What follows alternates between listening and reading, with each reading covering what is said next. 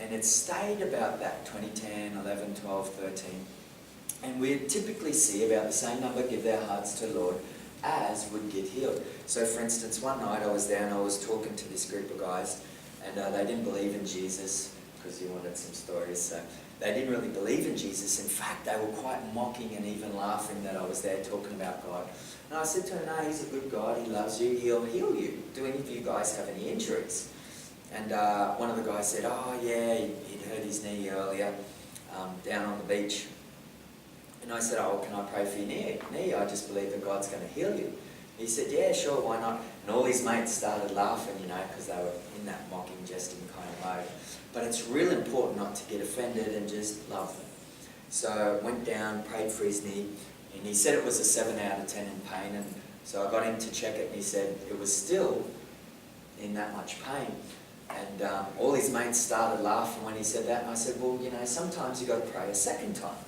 And so I got down, I prayed for his knee, and got him to get up and go for a little walk and test it. And he went for a little walk, and he come back and he went, it's all better, with a really excited look on his face, and went to give me a high five. But as he did that, he went, just kidding. And all his mates just exploded in laughter, because he was obviously mocking. But I just said to him, well, sometimes you've got to pray a third time.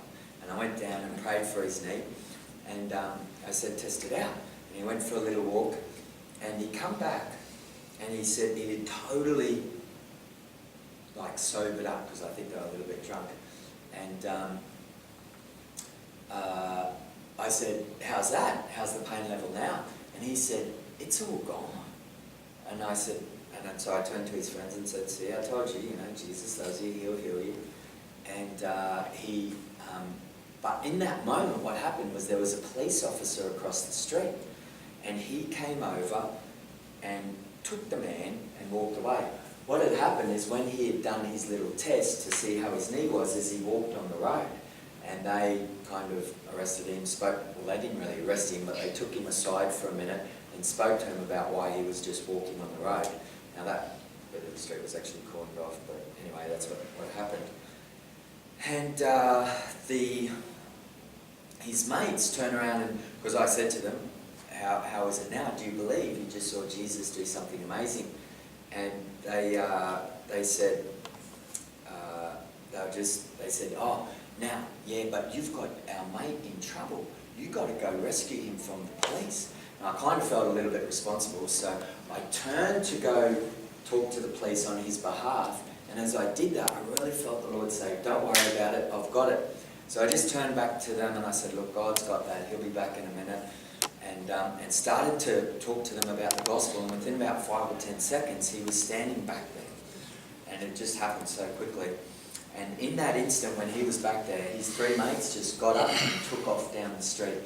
And then over the next 5 minutes, I got to share the gospel with him, and he sat down and he gave his heart to the Lord.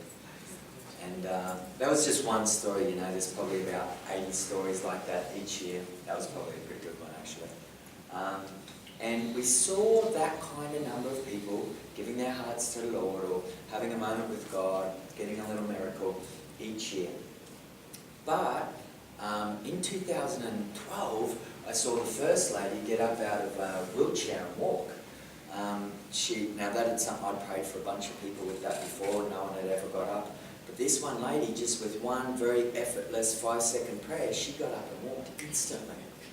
And actually what happened was when I walked up to her and I said, I believe if I pray for you that God's a good God, he'll heal you. She said, no.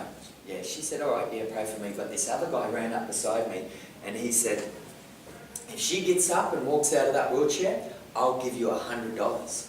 And I said to him, dude, this is holy. Don't ruin the moment. And prayed for her. And she'd broken both her legs, but instantly she got up and walked. And that guy, he took off up the street running. And anyway, but after you've seen Jesus move like that, it really ignites your faith to believe God for something even bigger. And so at the end of 2013, I was down on the beach as the sun was coming up at the end of that 2-week period in 2013. as the sun was coming up, and I just said, God, what would it take to see you totally crashing on this whole schoolies festival? Even though about 80 people were giving their hearts to Lord, we were probably only effectively getting the gospel to around, the high hundreds, maybe 1,000 of them. So there was another 30,000 people that weren't getting the gospel.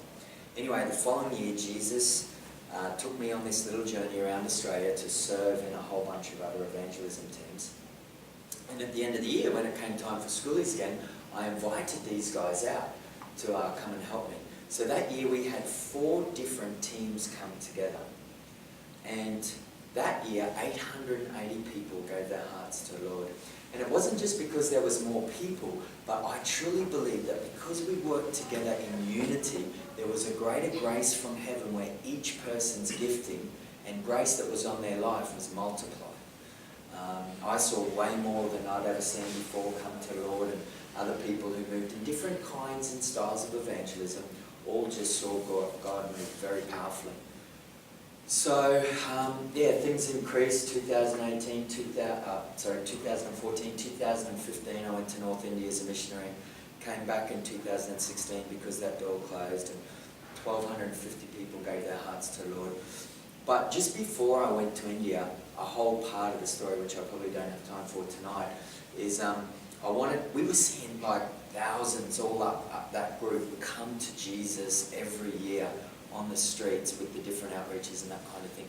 But we wanted to see them come into the house of God and be effectively discipled and nurtured, followed up. And I really felt God steer me into the direction of event evangelism, where the evangelists could work together with the pastors and the churches. So we did our first campaign evangelistic event in 2014 in a little country town, but didn't really successfully engage the churches, so we ended up planting a church. Then went to the next town, which was the Sunshine Coast, went in and shared with the pastors' fellowship there, and there were 3 of them, and one of them said, "Hey guys, we'd love to work with you, this sounds really good." And it was in that moment I realised this is just like fishing for men, only with pastors. And it kind of birthed a hope in me that there would be churches out there who want to work with us.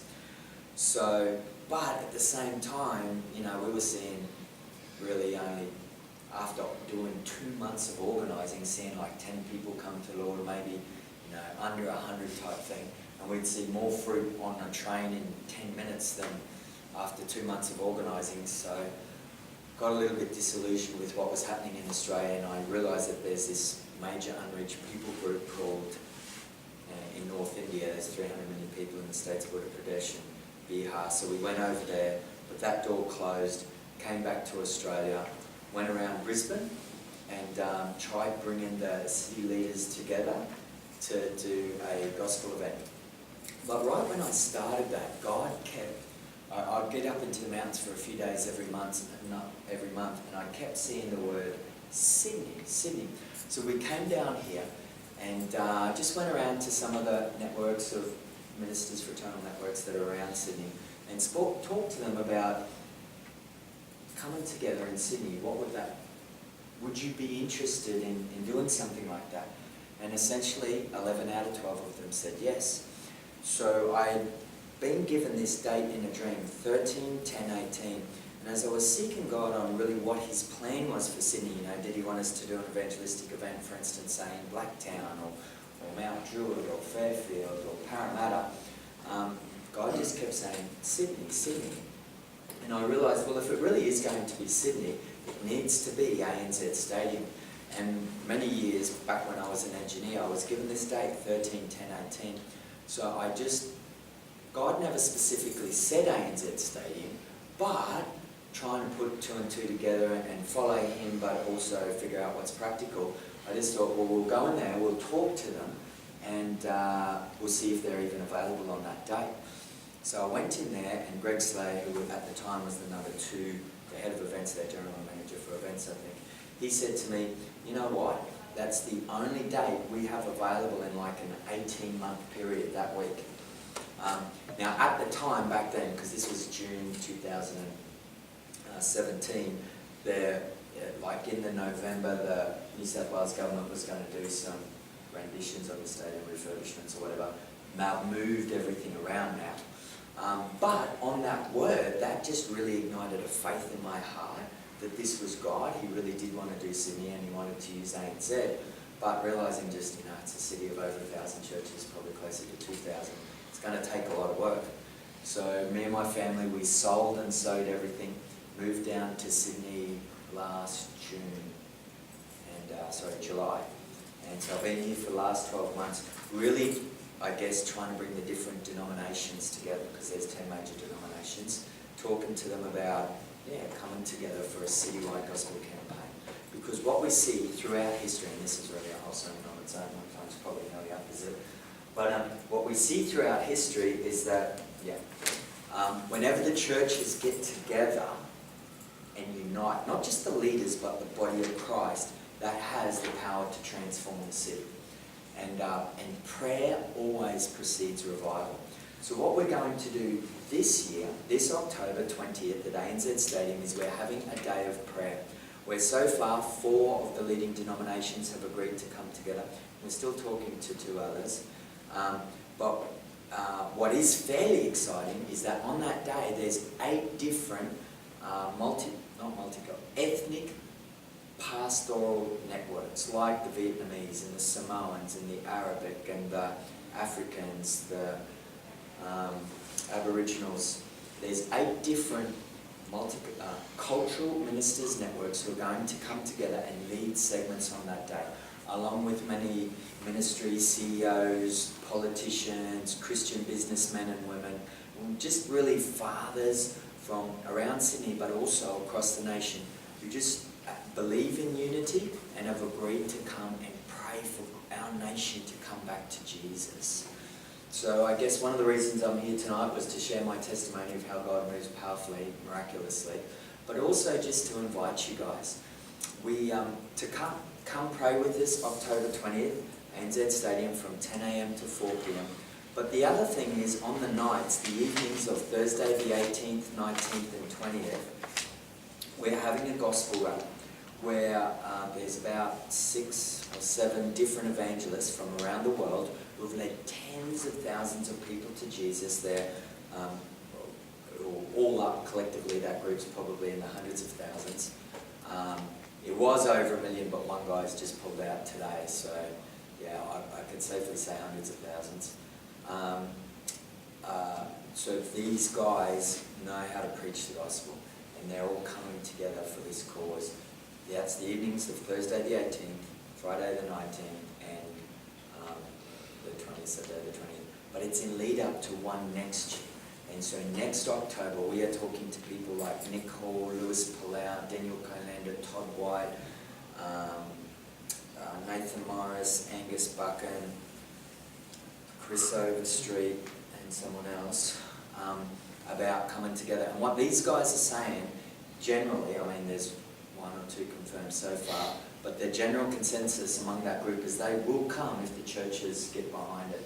And I really believe that those different major evangelists working together with all the body of Christ working together has got the power to transform a city.